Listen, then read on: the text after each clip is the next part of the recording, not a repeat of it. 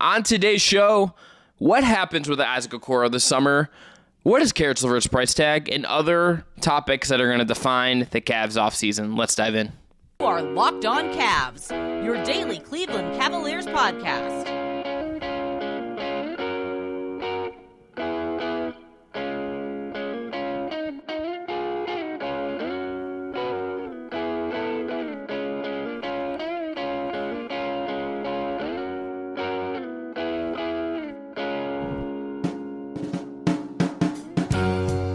Today's episode is brought to you by Gametime. Download the Gametime app, create an account, and use the code LOCKEDONNBA for $20 off your first purchase. Last minute tickets, lowest price guaranteed. I'm Chris Manning. I cover the Cavs for places like SB Nation, Down UpRoxX, Cleveland Magazine, and I co-host the Just Basketball Show. That man over there is Evan Dammarell.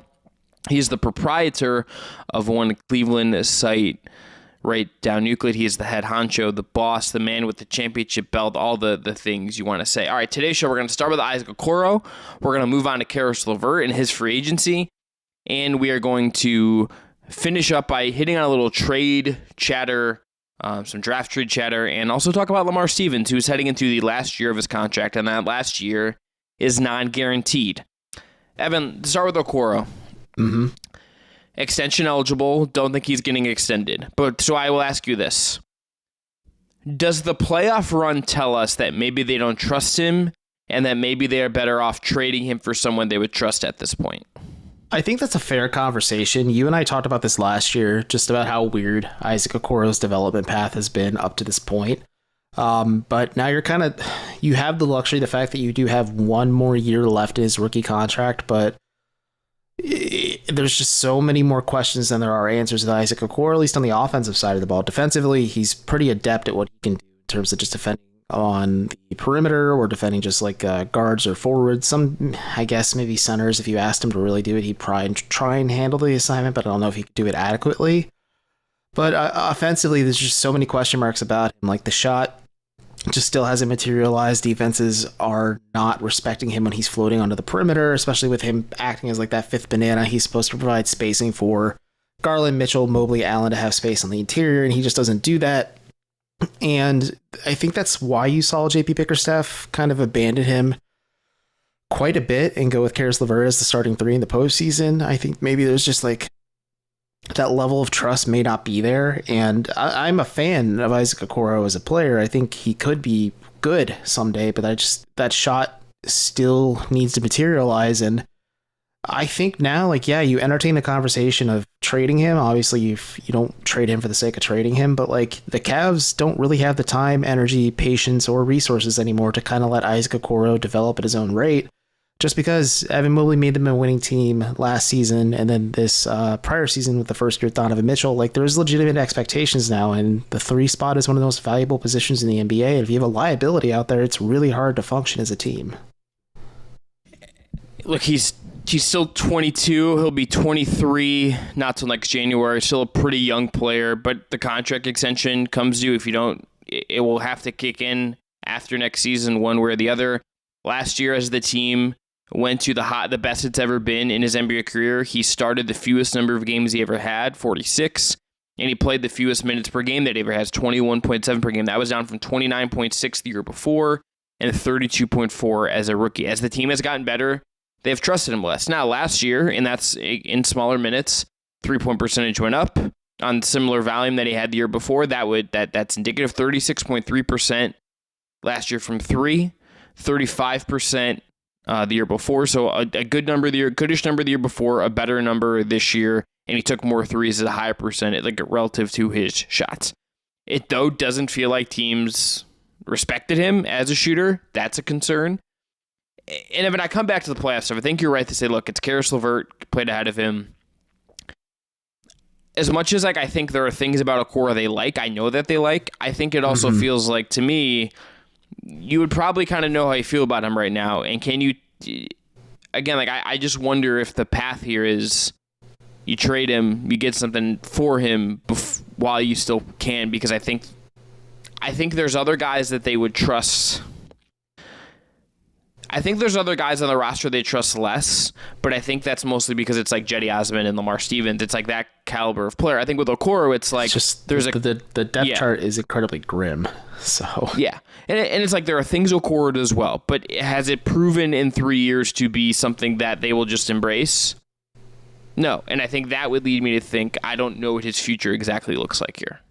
Yeah, that's the tricky part of it is, yeah, he is 22, but if the shot just doesn't materialize or click, and it's something he owned up to in his exit interviews, is just like, listen, I need to become a better shooter. That's something I'm really going to focus on this summer, but it's something he's been saying for a while, and I think at this point, it's just like, well, we're waiting for something to change or maybe click or just become more impactful for Isaac Okoro on the offensive side of the ball, because the handle is still a little loose and you can't, like, the fallacy that is Point Okoro got punted pretty quickly into when they tried it at Summer League.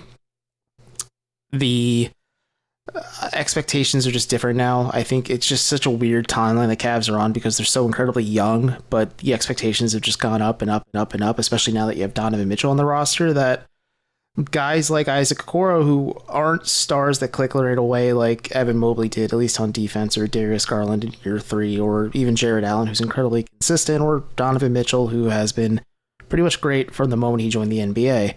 Like, Okoro doesn't have that luxury where, like, things just clicked for him right away. We knew coming out of Auburn he was going to be a work in progress on offense, and it's going to take time for his shot to materialize, but maybe there's ways he could be more impactful on offense for the Cavs. But the problem is they don't run set plays for him other than, like, baseline cuts, and teams more or less know that they're going to run those plays when he's, like, gearing up to kind of sprint to the basket. And sure, there's maybe creative ways to make him more impactful offensively, but if it's a defensive specialist you need, yeah, I agree. Like, I think the coaching staff knows and likes what they have for him as a player, but that's just not your permanent answer, or just even your answer next season at the starting 3 spot. And I don't think Caris LeVert is either. So, like, sure, if you have Okoro around heading into next season and he's coming off the bench as just like the guy who defends like the opposing team's 6-man, or maybe he like roughs up the opposing team's like best perimeter player coming off the bench or something, just to kind of be more physical in that sense. Sure, he's more impactful in limited minutes, as you would notice, but like if you look at the larger body of work, it's harder for the Cavs to get going and rolling offensively sometimes because defenses can just ignore him completely and wall off the Cavs on the interior and just really make things uneven. The last thing I would add is I do think if you wanted to make an argument for him, to play devil's advocate to ourselves here, I think in the playoffs you saw that his defense did scale up in a way that I would trust. And I think that his physicality... he played really well on defense in the postseason. I think his physicality, I think his mentality, I think all of those things, I don't have doubts about him in that sense.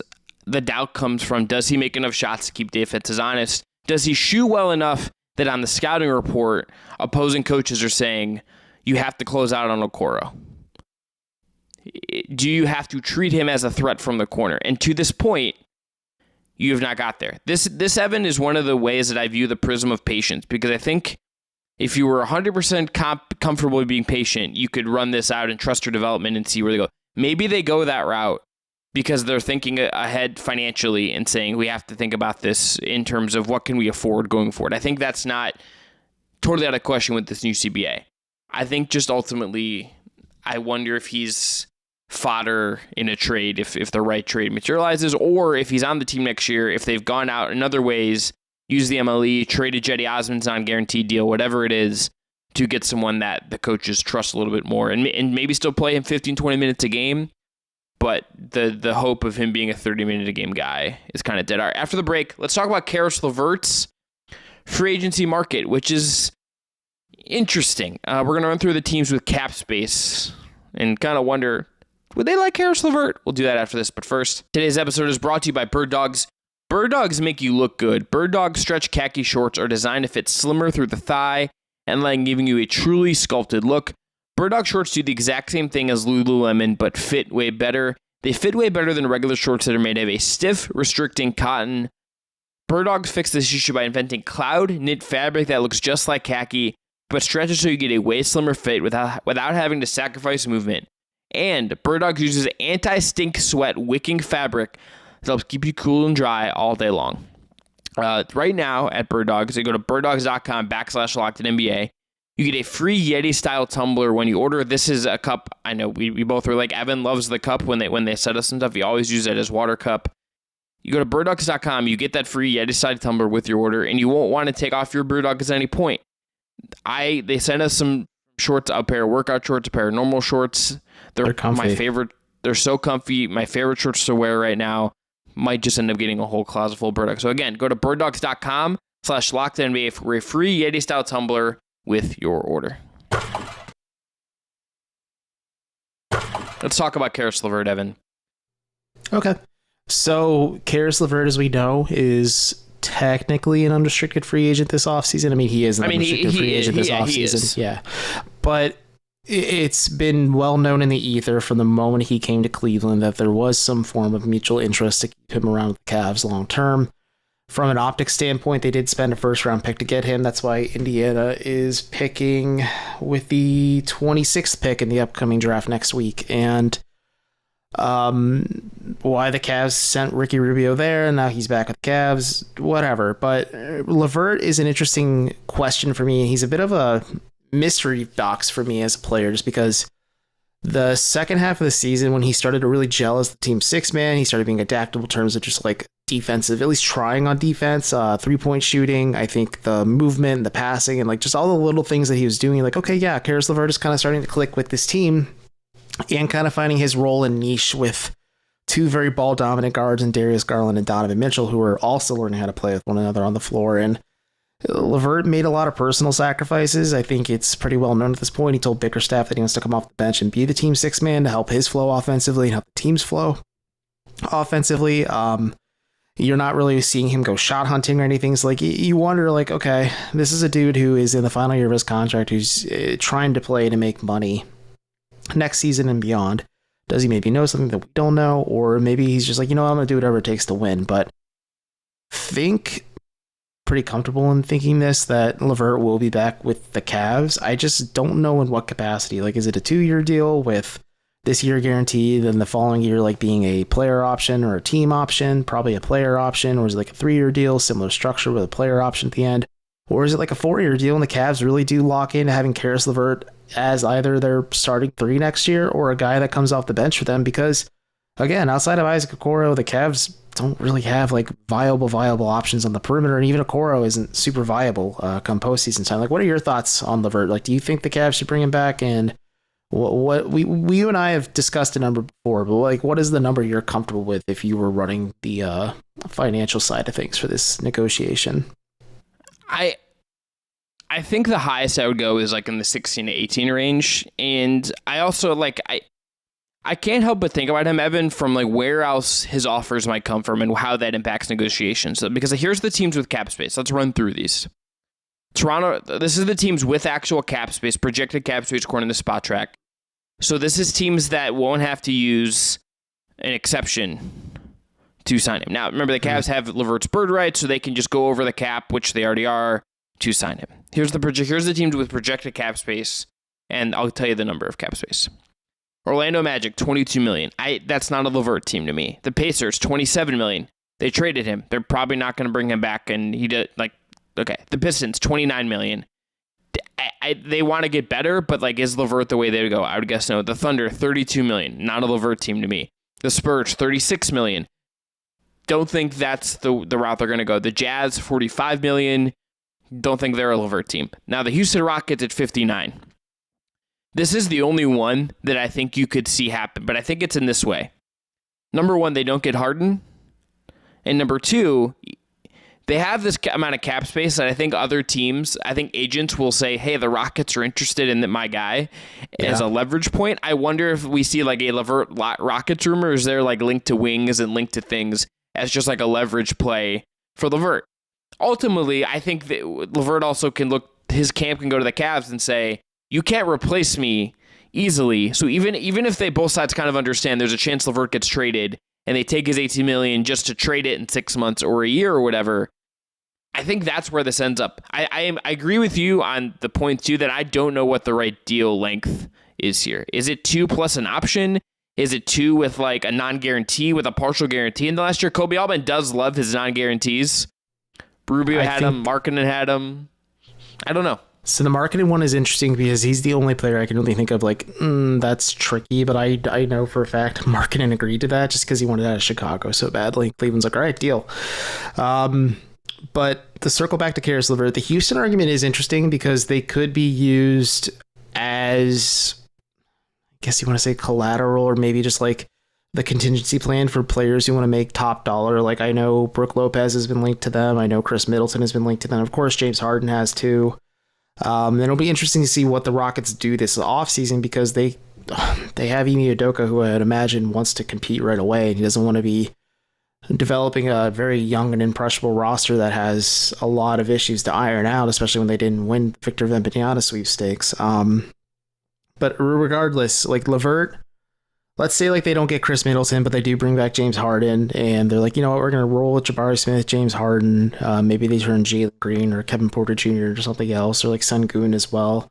Like, I don't know, they were linked to Karl Anthony Towns as a possible trade spot. Like, if the Rockets are like, you know what, let's just go fully in on offense, and they miss out on Chris Middleton, maybe they go look at Caris LeVert as like a cheaper, more cost-controlled option. Like, maybe that's something the Cavs have to grapple with a little bit. I mean, that's an interesting argument. It's the one I haven't really thought of. But I just think if you're LeVert and if you're the Cavs, it's just like, I think there's some fire to the smoke just with him saying like, yeah, I want to be back. Woj reporting when he first landed with Cleveland in the trade that he wants to sign an extension. Kobe Altman making it pretty clear that he wants him back. Like, obviously it's the business is a business. Things can change between now and then. Like, the Cavs could actually be more active than we realized, despite Altman saying there's no sweeping changes coming to the team, in which we'll talk about in the final segment, of course. But for me, I agree with you. The number, like somewhere in that range of 16 to 18 million annually. If I were Cleveland, and I just think because part of the issue is like you could always question LeVert's health and availability, but he was very healthy this season. Like, he didn't really miss a lot of time because of injury or illness or anything like that, and he seems to be healthy. Like, his agency and LeVert could push back on that notion. But if I were Cleveland, I would try to do like a 3-year deal where it's more front loaded than back, or maybe it's more back loaded than front loaded, but like the third year is a player option. So let's say LeVert balls out this year and next year, and you're heading into that third season. He just declines it, and the Cavs are in probably a very different spot between now and then too. And the other thing is, I think if you're Cleveland, you want to have a little bit of flexibility with him, just because, yeah, he became a very malleable player for the Cavs, and he became very important for them off the bench. But just looking at Caris LeVert's entire body of work, like that little blip on the radar, I need to know if this is like the sustainable new Caris LeVert, or this is Caris LeVert adapting to a situation because he has money on his mind too. And like, does he get paid and go back to being the same Caris LeVert or something like that? And it's just like, oh crap, we paid him a lot of money, and now like his value is just going to go way down because he's not taking as many 3-pointers anymore, and he's not kind of being that adaptable wing type player that maybe could intrigue a team that would want to trade for him. I am really curious to see like what he. If they had a longer postseason run, looks man, like. I'd have a better idea.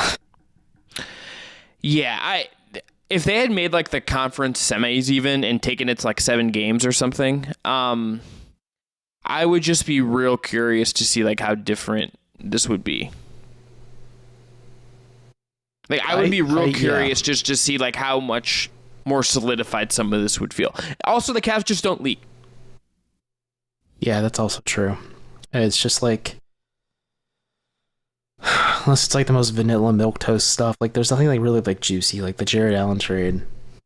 I don't know where the Donovan Mitchell trade is them being opportunistic. This Cavs team is very dynamic at times. They don't really like to stay static, and I'm sure if an opportunity arises, let's also throw out the notion like a sign and trade for Caris LeVert is not happening. Like, the teams that have cap space will do it, but I don't think the teams that are like against the margins financially are like, you know what, we're going to risk it for the biscuit by signing Caris LeVert. He's the answer to push us over the edge. And I could be wrong as well, but sign and trades really happen. But I don't know. We'll see. I think he's back next season. I just don't know what the length of the contract will be.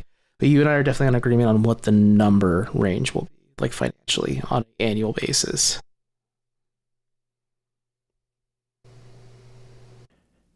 Today's episode is brought to you by Gametime, which is my favorite way to buy tickets for the things I want to go to. And the best part about Gametime is you don't have to plan way ahead. You can plan in the moment and get the best deal possible last minute. I know when I'm going to New York in August, I'm going to see Liberty Aces at Barclays with some friends and some family.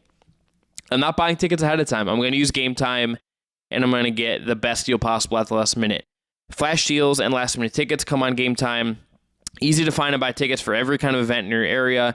Images of your seat views, the lowest price guarantee, even cancellation protection, job loss, all that. You have all kinds of great stuff from Gametime. Again, don't plan months in advance. They have deals on tickets right up to the day of the event. Get images of your seat before you buy so you know exactly what to expect when you arrive. You can buy tickets in a matter of seconds, 2 taps, and you're set. And they're sent directly to your phone, so you never have to dig through your email. Snag the tickets without the stress with Gametime. Download the Gametime app, create an account, and use the code LOCKEDONNBA for $20 off your first purchase. Terms apply. Again, create an account and redeem the code LOCKEDONNBA for $20 off. Download Gametime today. Last minute tickets, lowest price, and that's guaranteed. Evan, trade chatter. Lay it on me, playa. Some chatter there via Sam Vecini and The Athletic that the Cavs are looking to get back up into the top late 20s of the first round. That could be via money. Remember, they did that with Kevin Porter Jr. That is a path. I'm curious. I think, I'll say this broadly, I think we're going to get some weird stuff. I think whether it's the draft, whether it's in July, I think we're headed towards just some weird stuff and some teams doing some stuff that we're looking at and raising our eyebrows a little bit. Yeah, and we keep stressing this on the show. Like, the free agency market isn't super robust, especially for a team like Cleveland that has a pretty clear need on the wing. Like, the Cavs may have to make those uncomfortable decisions between, and clearly, like, no sweeping changes. So, like, Jared Allen's off the table, but, like, Isaac Okoro, Jetty Osman, Dean Wade, maybe Lamar Stevens, depending on what his contract situation is, who we'll touch on in a second.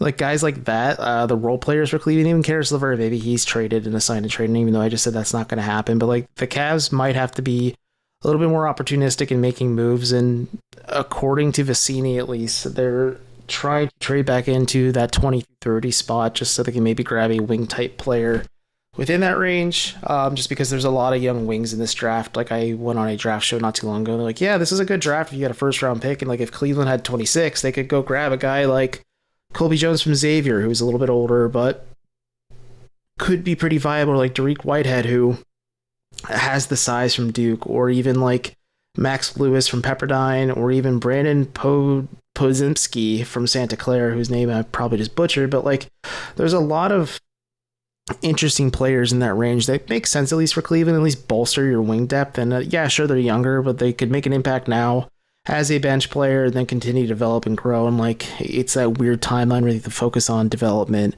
on top of contending. But yeah, I think some weirdness is going to happen outside of maybe, I mean, obviously Wemby is the guaranteed lock for number 1.